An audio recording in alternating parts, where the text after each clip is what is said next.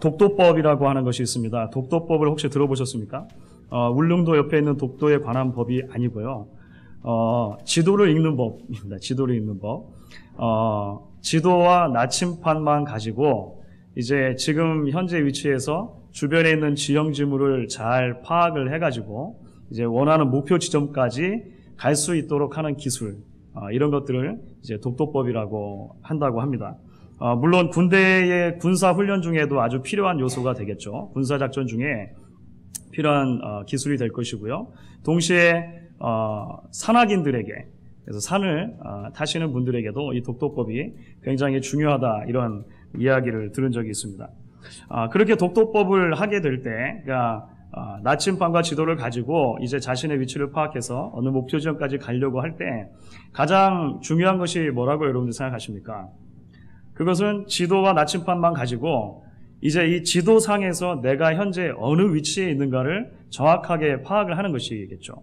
이게 이제 기준점이 되는 것입니다. 그리고 나서 그 정확한 지점을 파악을 하면 그 지도와 이제 실제 지형 지물을 이렇게 비교하면서 이제 연장선상에서 내가 앞으로 나아갈 방향을 이제 찾고 나아가는 것이 이제 독도법의 가장 기본적인 것이라 이렇게 할 수가 있는 것입니다. 2013년을 열면서 저희 교회는 사랑 안에서 자라가는 교회라고 하는 주제를 가지고 한 해를 시작을 했습니다. 이것이 한 해를 살아가는 목표요, 하나님께서 우리에게 주신 비전이다, 이렇게 생각을 했었던 것이죠. 그래서 1월 첫째 주에 저희가 함께 예배를 드리면서 사실 오늘 우리가 함께 읽었던 동일한 본문을 이제 나침반과 지도를 삼아서 그 말씀 속에서 하나님께서 우리에게 주시는 하나님의 비전과 하나님의 꿈을 함께 나누고 이제 지난 시간 동안 달려올 수 있었다라고 생각을 하는 것입니다. 이제 2013년도가 이제 9월로 벌써 접어들었습니다. 정말 놀랍지 않습니까? 아침에 일어나면 그 냉기 때문에 섬뜩섬뜩 놀라거나 하고 이런 이제 시기가 벌써 다가왔습니다. 이제 거의 9월 달의 중반 정도 접어드는 이 시점에 이제 저는 다시 한번 우리가 처음에 함께 나누었던 그 말씀 앞에 설 수 있기를 바라는 것입니다. 물론 오늘 제가 여러분들과 함께 나눌 말씀은 1월 달에 전했던 말씀과는 다른 설교가 될 것입니다. 사랑 안에서 자라는 교회라고 하는 같은 주제를 가지고 이야기를 나누겠지만 이제 오늘 말씀에서 이제 우리가 조금 더 다른 각도를 가지고 이야기를 살펴보게 될 것입니다. 하지만 이 말씀을 함께 나누면서 동일한 기대를 저는 가지게 되어집니다. 바로 그것은 무엇이냐면 우리가 지금 이 말씀을 통해 지금까지 제대로 잘 왔는가, 지금 현재 우리의 위치가 어디에 있는가, 그리고 앞으로 다시 어떻게 걸어가야 할 것인가, 오늘 말씀이 주시는 지도와 나침반을 통해서 다시 한번 은혜를 받고 우리 자신들을 추스릴 수 있는 그런 시간이 되었으면 좋겠다라고 하는 것입니다. 이제 무엇보다는 오늘 말씀을 살펴보시게 되어지면 먼저 말씀의 전반부가 되어지는 13절, 14절 신앙적인 성숙에 관한 이야기를 하고 있습니다. 모든 성도는 신앙을 출발하면서 어린아이 같은 모습으로 출발을 하죠. 여러분, 이 땅에 처음 태어나셨을 때 어른의 모습으로 태어나신 분 있으십니까? 이상하겠죠.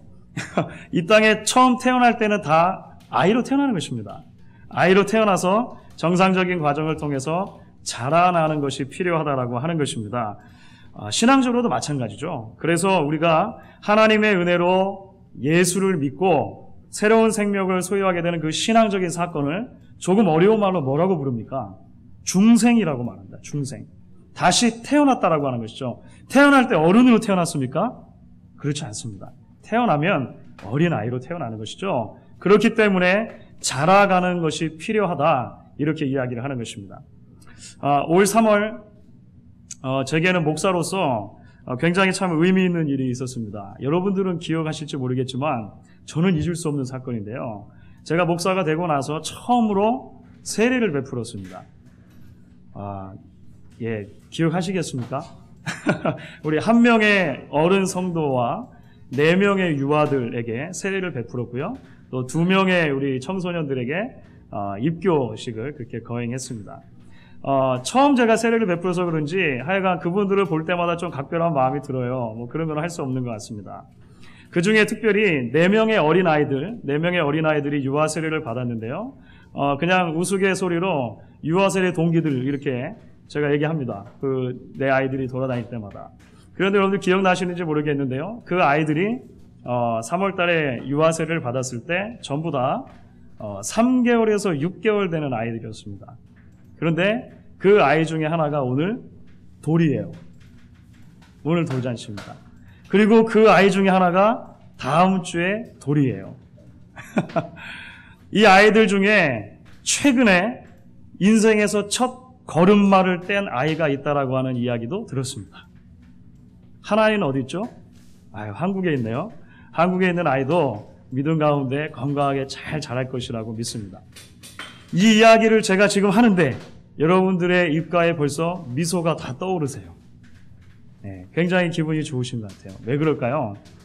어린아이가 생명으로 이 땅에 태어나서 정상적인 삶의 법칙을 따라서 성장하고 자라는 것은 우리 모두에게 기쁨이 되는 일이기 때문에 그런 것입니다. 그 상상만 해도 막 기쁘고 즐거운 것이죠. 이 아이들이 이제 올 말쯤 되면은요, 뛰어다니고 걸어다니고 뭐 이렇게 할 거 아닙니까? 그렇죠. 그 상상만 해도 마음속에 제 마음도 기뻐지는 것을 느끼게 되어집니다. 그런데 신앙생활에 있어서도 마찬가지라고 하는 것입니다. 바울 사도가 이야기하는 것은 신앙생활에 있어서도 태어났으면 잘하는 것이 정상이다라고 이야기를 하는 것이죠. 어린아이의 신앙에 계속 머물러 있지 말고 계속해서 자라가는 것이 정상이다. 오늘 이야기를 하고 있는 것입니다. 그렇다면 어린아이의 신앙이라고 사도 바울이 분명히 찝어서 이야기를 하는데 어린아이의 신앙의 특징이 무엇이라고 여러분들 생각하십니까? 우리는 물론 어린아이의 삶과 빗대어서 좀 일반적인 측면에서 이 얘기를 해볼 수 있을 거예요. 하지만 저는 특별히 오늘 사도 바울이 본문 가운데서 말하는 그 어린아이와 같은 신앙의 모습을 좀 더 살펴보기를 원하는 것입니다. 그 이야기가 14절에 나와 있죠. 사도 바울은 특별히 오늘 14절에서 어린아이와 같은 신앙은 이런 것이다. 이렇게 이야기를 해줍니다. 14절 말씀을 우리가 같이 한번 읽어보면 좋겠습니다. 같이 읽겠습니다. 이는 우리가 이제부터 어린아이가 되지 아니하여 사람의 괴솔과 관사한 유혹에 빠져 모든 교훈의 풍조에 밀려 요동치 않게 하려 함이라. 어린아이 특징 한마디로 하면 무엇입니까? 지금 바울이 이야기하는 귀가 얇다. 그렇죠. 어렸을 때 옆집 아저씨가 사탕 하나 준다. 모르는 아저씨가 사탕 하나 준다고 해도 막 따라가요. 그렇죠. 그러다가 곤혹을 당하기도 그렇습니다. 귀가 얇다는 것입니다.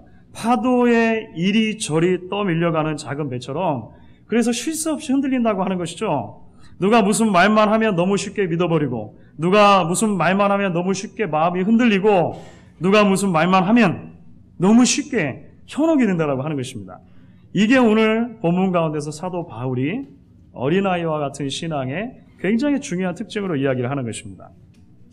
1차적으로 저는 이 말씀이 신앙의 뿌리가 단단하지 못해서 거짓되고 잘못된 가르침과 사상에 쉽게 물들 수 있는 가능성을 이야기한다고 생각을 합니다. 그렇죠. 오늘 1차적인 본문 가운데서는 아마 그렇게 들려지게 될 것입니다.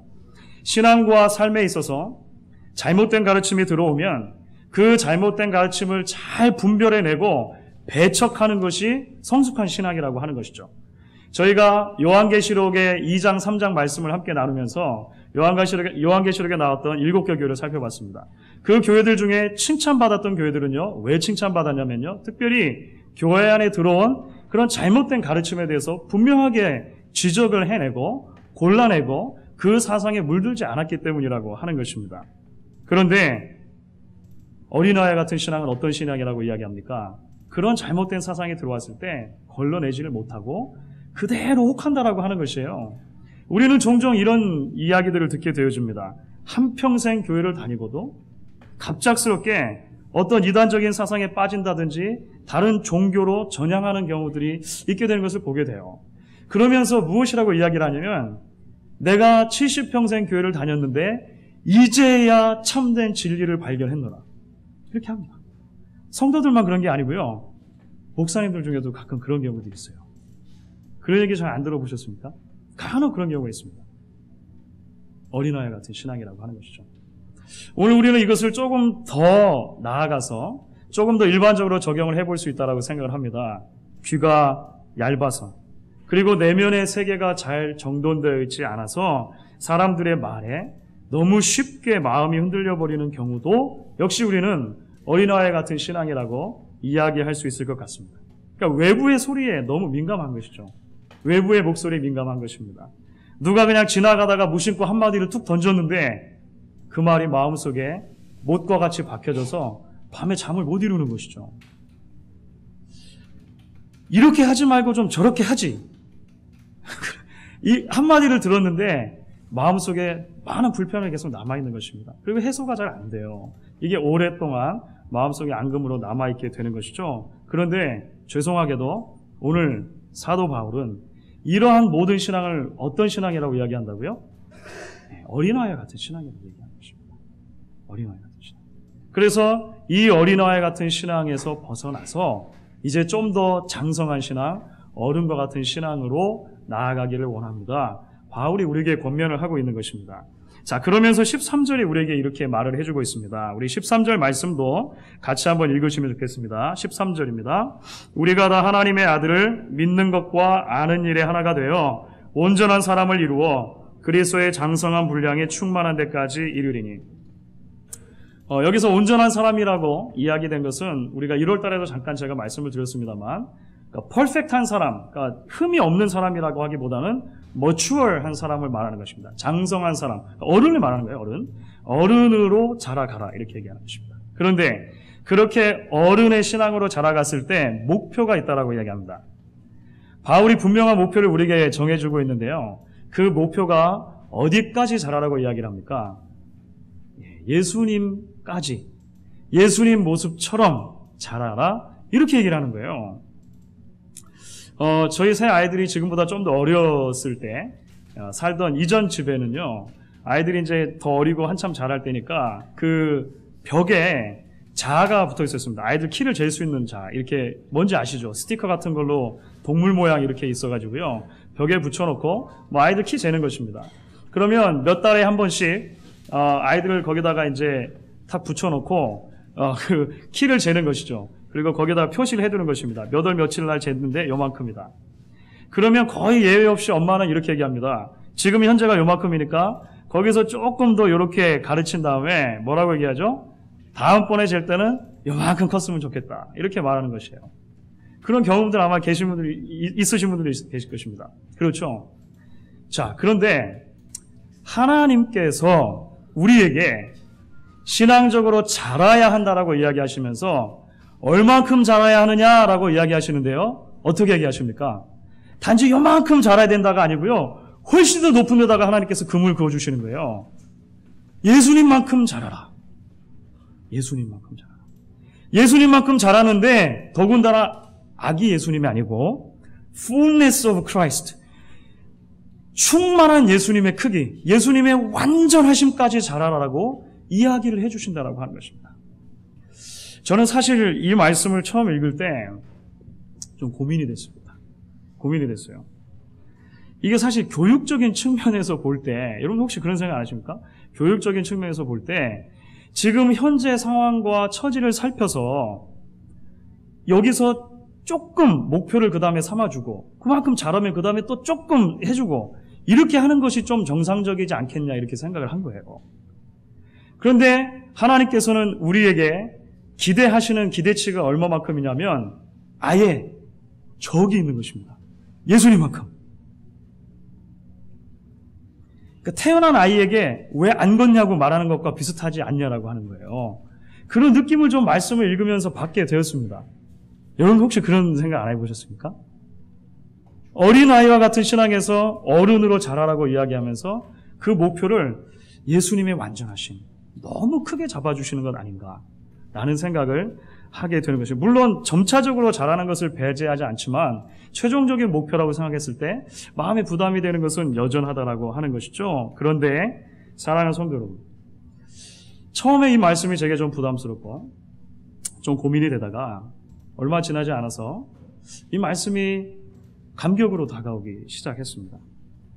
왜냐하면 이 말씀 속에서 하나님께서 우리에게 주신 새 생명의 크기와 가치를 보았기 때문에 그렇습니다.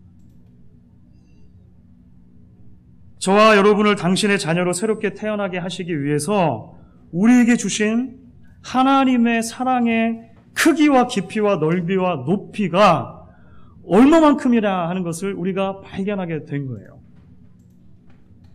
결국 하나님께서 우리를 향해서 기대하신다고 했을 때 그 기대치가 굉장히 높다고 하는 것은 하나님께서 우리에게 주신 사랑이 그만큼 크다라고 하는 것을 반증해 준다라고 깨닫게 됐다라고 하는 것입니다. 우리가 아이를 낳아 기르면서 그런 경험들을 하게 돼요. 정말로 힘든 경험을 하고 아이를 낳습니다.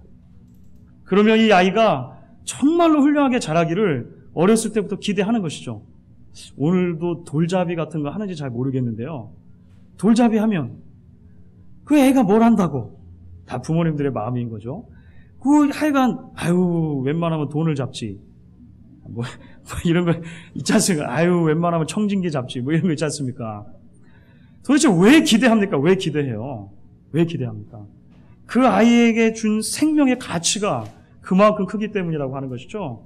오늘 우리 찬양대가 기대라고 하는 찬양을 부르셨어요. 얼마나 감사한지 모르겠습니다. 하나님이 왜 우리를 향해서 기대하시냐고 하는 것입니다. 그것도 예수님의 충만한 데에 이르기까지 자라기를 원하시냐라고 하는 것이죠. 하나님 우리를 그만큼 사랑하시기 때문이라고 하는 것입니다. 하나님께서 그만큼 큰 사랑으로 우리를 구속해 주시고 새 생명을 주셨기 때문이라고 하는 것입니다. 자, 그렇다면 이제 우리는 이런 생각을 하게 되는 것이죠. 도대체 어떻게 그리스도의 장성한 분량까지 자랄 수 있겠느냐라고 하는 것입니다. 어떻게 크느냐라고 하는 것이죠. 오늘 우리는 13절의 전반부에서 장성한 사람이라고 이야기했을 때 그 사람을 어떻게 그려주고 있는가를 좀 살펴보려고 하는 것입니다. 뭐라고 이야기를 하냐면 13절의 전반부에서는 우리에게 이렇게 얘기를 합니다. 우리가 다 하나님의 아들을 믿는 것과 아는 일에 하나가 되어 온전한 사람을 이루어. 온전한 사람, 성숙한 사람은 어떤 사람인가? 예수를 믿는 것과 아는 것이 하나가 된 사람이다라고 이야기하는 것입니다. 이해가 되시죠? 오늘 말씀이 그렇게 얘기하는 겁니다. 예수를 믿는 것과 아는 일에 하나가 된 사람. 믿는다라고 하는 것은 신앙이라고 이야기할 수 있고 아는 것은 신학이라고 이야기할 수 있습니다. 좀 더 쉽게 풀면 믿는 것은 삶이라고 할 수 있고 아는 것은 지식이라고 할 수 있는 것이죠. 그러면 결국 이 말씀 속에서 바울이 우리에게 이야기하는 것은 무엇입니까? 성숙한 성도는 시간이 지나면 지날수록 예수 그리스도에 대해서 더 깊이 풍성하게 알아가는 성도라고 하는 것이죠. 항상 예수 그리스도를 아는 지식이 거기서 머물러 있는 것이 아니라 오늘보다 내일이 더 예수를 알고 내일보다는 그 다음 날이 더 예수 그리스도를 깊이 있게 이해하게 되어주는 것이 성숙한 그리스도인이다라고 이야기하는 것입니다. 동시에 그렇게 머리만 커질 뿐만 아니라 그렇게 알게 되어진 예수 그리스도의 지식을 따라서 주님을 닮아가는 삶, 그 말씀대로 순종하며 사는 삶이 함께 동반되어져야 이것이 진정으로 완전하고 성숙한 어른과 같은 신앙이다라고 이야기를 해주고 있는 것이죠. 삶의 열매가 없이 머리만 커지는 것도 위험한 것이고 바른 지식이 없이 열정만 가득한 것도 바람직하지 않은 것이다. 오늘 말씀을 통해서 우리가 발견하게 되는 것입니다. 그렇기 때문에 오늘 우리는 이 말씀을 통해 우리에게 이제 이러한 기대를 함께 바라보고 꿈꿀 수 있으면 좋겠습니다. 우리 교회가 정말로 예수 그리스도를 아는 것과 믿는 것에서 균형 잡힌 성도들로 넘쳐나는 그런 교회가 될 수 있기를 저희가 함께 꿈꿨으면 좋겠다라고 하는 것입니다.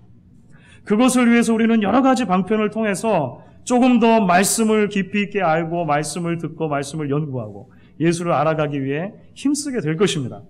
그것이 설교라고 하는 방편이 됐던 성경 공부라고 하는 방편이 됐던 구역 성경 공부가 됐던 여러 가지 방편을 통해서 우리가 예수를 더 알아갈 수 있기를 원해요. 동시에 우리가 예수를 그렇게 알아간 만큼 그렇게 알게 된 예수 그리스도에 대한 지식을 가지고 우리가 실제적으로 발딛고 살아가는 그 삶의 현장 속에서 하나님의 사람으로 하나님의 백성으로 살게 되어주는 놀라운 역사가 있기를 원하는 것입니다. 그래서 그 말씀을 붙들고 살 때에 어떠한 유혹과 어떠한 상황에 변화해도 조급하거나 마음이 흔들리지 않고 넉넉한 신앙이 풍성한 신앙이 그래서 주위의 사람들이 바라볼 때마다 정말로 저 사람은 어떻게 저렇게 의연할 수 있을까?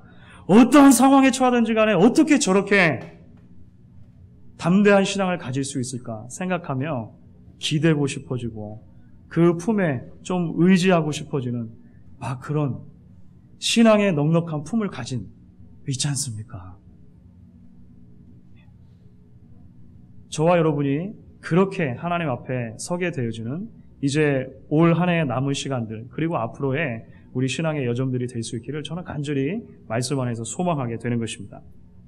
그런데 이제 우리가 이러한 성장을 소망하면서 함께 기억하기를 원하는 것이 있습니다.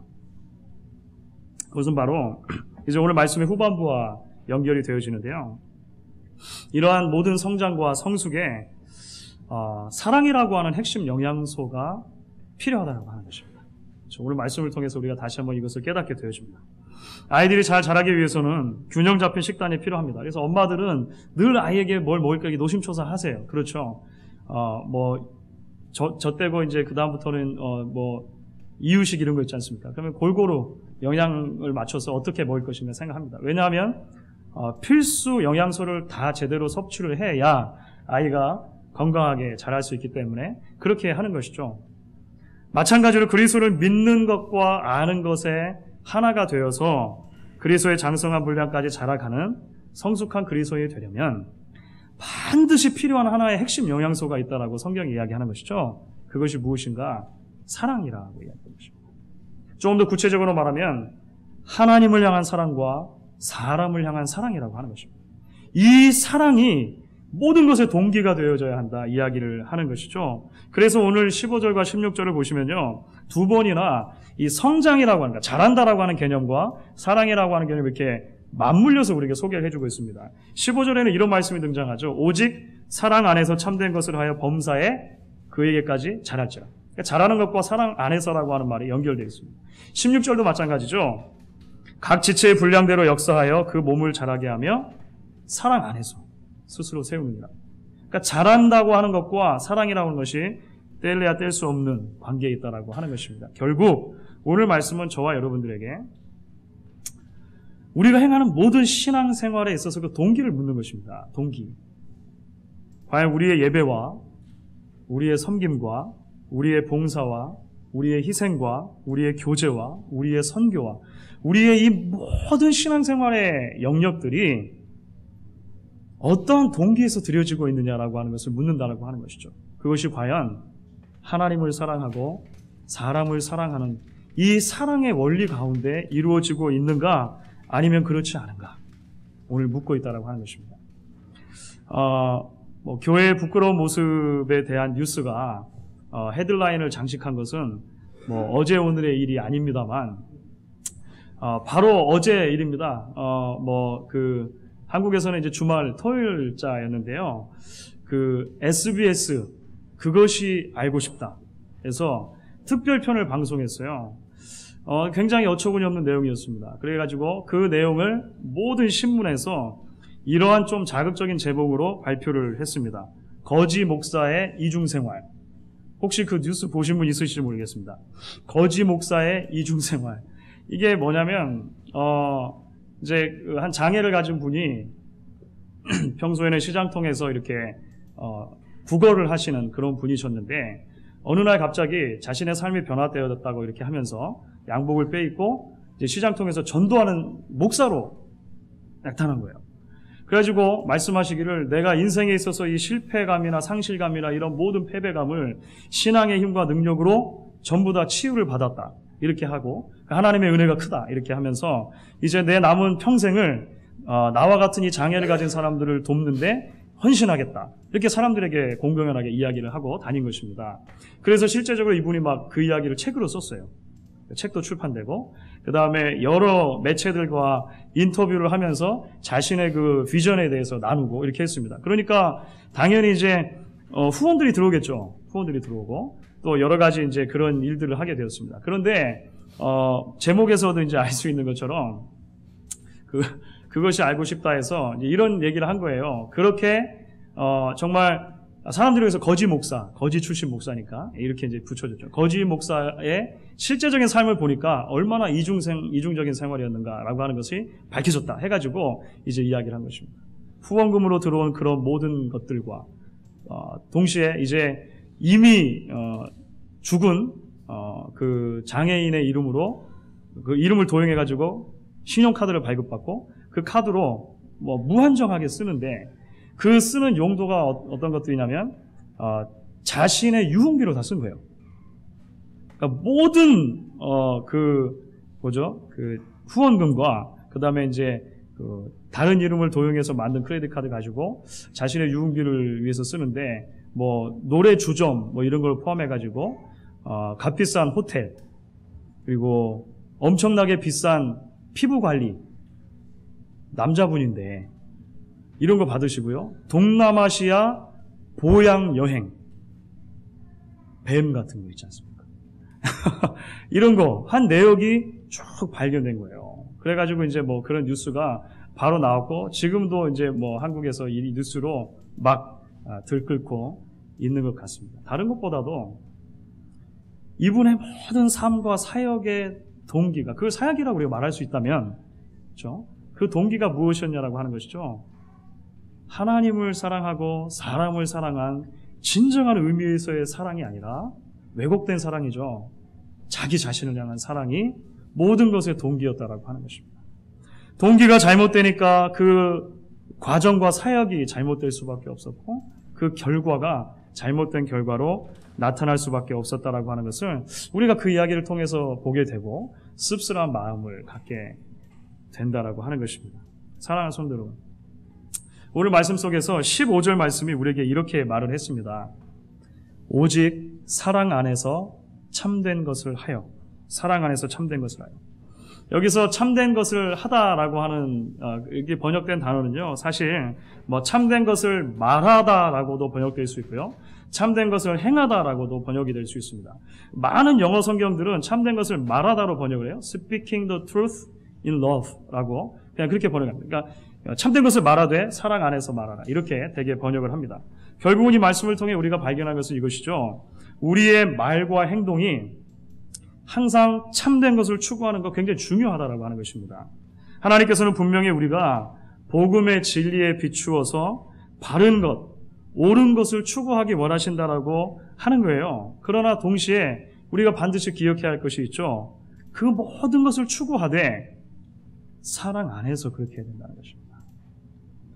참된 것을 추구하더라도 참된 것을 말하든지 참된 것을 행하든지 그 모든 것들이 사랑이라고 하는 원리 안에서 행해져야 한다라고, 그리고 그것이 성숙한 신앙인의 표시라고 오늘 말씀 이야기를 하고 있는 것입니다. 그런데 사실 여러분, 이것이 말처럼 쉬운 것이 아니죠. 결코 쉬운 것이 아닙니다. 내가 생각하는 옳은 것을, 내가 생각하는 옳은 생각을 말하는 데 있어서 비판하는 마음이나 판단하는 마음이 아니라 사랑으로 하는 것, 이거 쉽지 않습니다. 굉장히 쉽지 않아요. 내가 생각하기에 옳다고 판단한 것을 내가 행동하는 데 있어서 비교의식이나 내 자신을 드러내고자 하는 마음이 아니라 사랑의 원리 안에서 행한다고 하는 것은요, 굉장히 어려운 것입니다. 굉장히 어려운 것이에요. 그러나 사랑하는 여러분, 예수님께서 그런 삶을 사셨습니다. 그렇죠? 예수님의 삶 전체를 움직여갔던 동기가 있다면 그것은 바로 사랑의 원리다라고 하는 것이죠. 주님은 하나님을 사랑하고 사람을 사랑하는데 자신의 모든 인생을 걸었다고 해도 과언이 아닐 만큼 그런 삶을 사셨다고 하는 것입니다. 노끈으로 채찍을 만들어서 성전에서 장사하는 사람들을 내어 쫓으실 때도, 현장에서 가늠하다 잡혀온 여인을 보시면서 죄 없는 자가 먼저 돌을 들어 치라라고 말씀하실 때에도, 십자가 위에서 자신을 그 십자가에 못 박은 사람들을 보시면서 아버지여, 저들을 사하여 주옵소서, 저들이 지금 무슨 일을 하는지 모르고 있습니다 라고 말씀하셨을 때에도 주님의 모든 삶의 동기와 원인은 사랑이었다라고 하는 것입니다. 그리고 오늘 말씀은 우리에게 무엇이라고 얘기합니까? 그 주님이 우리가 닮아가야 할 궁극적인 대상이고 목표라고 하는 것을 이야기를 해주는 것입니다. 사랑하는 성도 여러분, 그렇기 때문에 오늘 저희는 다시 한번 이 말씀 앞에서 저희 자신들의 신앙을 추스리고 살펴볼 수 있기를 원하는 것입니다.